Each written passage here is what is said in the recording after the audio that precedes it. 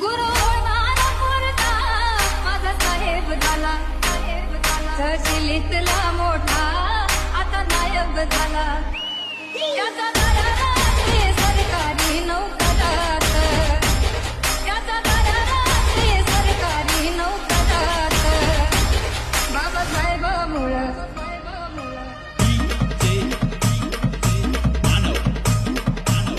बाबासाहेबामुळं तुझ्या